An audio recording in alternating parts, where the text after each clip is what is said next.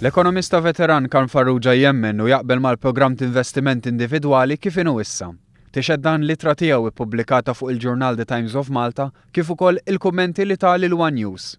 The last version, the actual version is so different from the first one that any inhibitions I had in the past have disappeared. Għalilna li dan il-programm qed jindirizza l-bżonnijiet tal-ekonomija Maltija.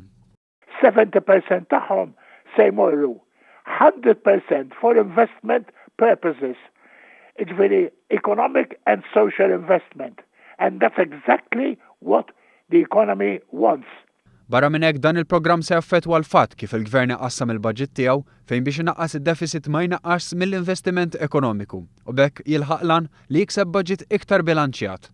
30% of 650,000 se jmorru biex il-Gvern ma jkollux tentazzjoni li jnaqqas il-capital budget, which is 100% economic investment.